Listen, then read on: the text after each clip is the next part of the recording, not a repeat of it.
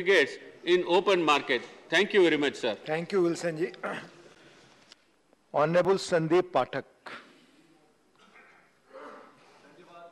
सभापति महोदय, energy conservation amendment bill जो 2001 में सरकार ने पास किया था, उसमें कुछ रेगुलेटरी पावर लाने के लिए इस अमेंडमेंट बिल को प्रपोज किया गया है। सभापति महोदय, इस बिल में 4 प्रमुख हिस्से हैं जो मैं हाईलाइट करना चाहता हूं। सबसे पहला तो है कार्बन क्रेडिट ट्रेडिंग। ये दूसरे देशों में ऑलरेडी कई सालों से चलता आ रहा है और काफी सक्सेसफुल मॉडल है। दूसरा, इसमें जो पैरामीटर है वो है obligation to use renewable mix. तीसरा जो है ग्रीन बिल्डिंग से रिलेटेड है, और चौथा पार्ट जो है वो व्हीकल में जो फ्यूल यूज होते हैं उनसे रिलेटेड है। ओवरऑल ये 3 हिस्से हैं जिनको रेगुलेटरी बॉडी में लाने के लिए ये बिल प्रपोज किया गया है, और इनको ओवरऑल रेगुलेट करने के लिए एक ब्यूरो ऑफ एनर्जी एफिशिएंसी सरकार क्रिएट कर रही है। सर, एट द आउटसेट मैं सरकार को बधाई देना चाहता हूं इस बिल के लिए। ये बहुत ही फ्यूचरिस्टिक है और ये बहुत पहले हो जाना चाहिए था। फिर भी ये बिल आगे भविष्य को निर्धारित करेगी कि रिन्यूएबल रिसोर्सेज के कैसे यूटिलाइजेशन होंगे और कैसे उस पर देश प्रगति करेगी। लेकिन सर, मुझे ये लगता है इस बिल में काफ़ी सारी चीज़ें हैं जिसको हमें ध्यान से देखना पड़ेगा। सबसे पहले अगर मैं बात करूँ कार्बन क्रेडिट ट्रेडिंग की, ये बहुत अच्छी शुरुआत है, लेकिन ये समझ नहीं आ रहा है कि ये पावर मिनिस्ट्री की तरफ से क्यों आ रहा है। ये रिन्यूएबल या फिर एनवायरनमेंट मिनिस्ट्री की तरफ से आना चाहिए। इसमें clear cut conflict of purpose और कॉन्फ्लिक्ट ऑफ इंटरेस्ट है, क्योंकि आप रिन्यूएबल में आप कन्वेंशनल सोर्सेज से जो एनर्जी आती है उसको आप कट डाउन करना चाहते हो और सारा शिफ्ट करते हो रिन्यूएबल में। पावर मिनिस्ट्री ये बिल आ रही है तो ये थोड़ा सा कॉन्फ्लिक्ट ऑफ पर्पस और कॉन्फ्लिक्ट ऑफ इंटरेस्ट है। It should be better fixed with the environment ministry. That is number 1। दूसरे, इसमें एक पॉइंट और है कि जो कार्बन क्रेडिट की जो ट्रेडिंग होगी, इससे पहले ऑलरेडी एनर्जी सेविंग की क्रेडिट्स है, तो क्या ये दोनों इंटरचेंज होंगे, एक्सचेंजेबल होंगे, इस पे क्लैरिटी नहीं है। तो इस पे बहुत ज्यादा ड्वेल करना पड़ेगा, क्योंकि आप ऐसे बिल बार बार नहीं ला सकते।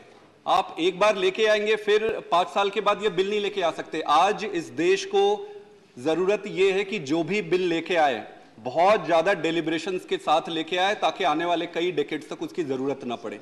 नंबर 1। दूसरा पॉइंट जो है sir, obligation to use the renewable energy. इसमें ऐसा है कि डेजिग्नेटेड कंज्यूमर हैं, जैसे कि आपका रेलवे हो गया, सीमेंट हो गया, टेक्सटाइल हो गया, ऐसे कुछ इंडस्ट्रीज है, उनको ये कंपलसरी किया जा रहा है कि आप रिन्यूएबल एनर्जी को कन्वेंशनल एनर्जी के साथ मिक्स करके यूज करेंगे। बहुत अच्छी शुरुआत है, लेकिन इसमें यह समझना पड़ेगा कि क्या उनके पास ऑप्शन अवेलेबल है। मतलब अगर मैं एक सीमेंट कंपनी चलाता हूं, मैं डिस्कॉम से एनर्जी लेता हूं, मेरे पास सिर्फ वही एनर्जी आ सकती है। मेरे पास अगर रिन्यूएबल एनर्जी मैं लूंगा कहां से? तो ये सारे पैरामीटर्स देखने पड़ेंगे। सिर्फ नियम रेगुलेशंस बनाने से implementation is not going to be that easy. तीसरी चीज जो है सर, इसमें इसके डिटेल्स की बहुत कमी है। ये बहुत ही फ्यूचरिस्टिक और अच्छा बिल है, लेकिन इसमें डिटेल्स जो है बिल्कुल ही कम है। तो इतने कम डिटेल के साथ जाना, that is something government must ponder upon. The third point is, sir, very important, is about the green building. I must tell you, विदेशों में भी अभी ग्रीन बिल्डिंग के बारे में उतनी अवेयरनेस नहीं है। इंडिया में अगर हम ये बिल आज लाते हैं तो ये फ्यूचर के लिए बहुत अच्छा होगा, क्योंकि मैं इससे पहले, मेरा बैकग्राउंड साइंटिस्ट का ही रहा है। मैं आईआईटी में प्रोफेसर था, इससे पहले मैं कैम्ब्रिज, ऑक्सफोर्ड, एमआईटी में रिसर्च करता था, and fortunately happen to be in the same field. So I can tell you that green building में अभी टेक्नोलॉजी उतना प्रोग्रेस किया नहीं है, हमारे देश में तो बिल्कुल ही नहीं है। तो ये जो इसका ओवरऑल पॉइंट ये है कि 100 किलोवाट से ज्यादा जो प्राइवेट बिल्डिंग्स रहेंगे वो सारे इसके जुरिडिक्शन पे आ जाएंगे। तो are we ready with that kind of infrastructure, और क्या हमारा पूरा सिस्टम रेडी है इनको ब्रिंग इन करके उनको इंप्लीमेंट करने के लिए? इसमें भी सर डिटेल्स की काफी कमी है। और एक पॉइंट और आता है कि कॉस्ट, जो ग्रीन बिल्डिंग के लिए आप कंपलसरी इन्फोर्स करेंगे तो कॉस्ट कौन बियर करेगा? ग्रीन बिल्डिंग बनाना तो इजी है, technically I can site few parameters कि ये होना चाहिए, ये होना चाहिए, उन्हें तो पैसा का, तो ये कितना प्रैक्टिकल है ये देखना पड़ेगा। और चौथा जो है वेसल और जो फ्यूल के कॉम्पोजिशंस है कि उसमें थोड़ा सा बायोफ्यूल्स मिला दे, थोड़ा ये फ्यूल मिला दे, that is fine, that must धीरे धीरे इंक्रीज होते रहना चाहिए फ्यूचर में। सर, ओवरऑल मैं 2-3 चीजें ही कहना चाहता हूं। हमारे देश में मुझे ये लगता है कि रेगुलेशंस फॉर्म और फ्रेम करने में हम लोग सही सलामत कर लेते हैं, जब बात इंप्लीमेंटेशन की आती है वहां पे हम अटक जाते हैं, और सिर्फ एक मंत्रालय अकेले इसको इंप्लीमेंट कर ही नहीं सकता। इसमें बहुत सारी चीजें हैं। अब जैसे 4 पैरामीटर है सर, जिसके माध्यम से ही ये इंप्लीमेंट हो पाएगा। पहला है सब्सिडी, कि सरकार किस सेगमेंट को कितना सब्सिडी देती है। दूसरा है टैक्स, आप किस सेगमेंट को कितना टैक्स लगाते हैं। तीसरा है एक इंडाइसेस है कि इन्वेस्टमेंट किस इंडस्ट्रियल सेक्टर में ज्यादा इन्वेस्टमेंट हो रहा है, किसमें कम। तो अगर मैं देखूं तो सब्सिडी के मामले में रिन्यूएबल, ओवरऑल रिन्यूएबल कह रहा हूं मैं, सिर्फ इलेक्ट्रिक व्हीकल की बात नहीं कर रहा हूं, ओवरऑल रिन्यूएबल में सब्सिडी कम हो रहा है, नॉन रिन्यूएबल में सब्सिडीज बढ़ रही है। तो this is contradicting the overall purpose. Number 2, tax अगर आप देखेंगे तो टैक्सेशन टैक्स जो है रिन्यूएबल एनर्जी से जुड़े हुए बाकी के सेगमेंट्स में टैक्स बढ़ते जा रहे हैं, नॉन रिन्यूएबल में टैक्स घटते जा रहे हैं, ये भी पर्पस डिफीट करता है।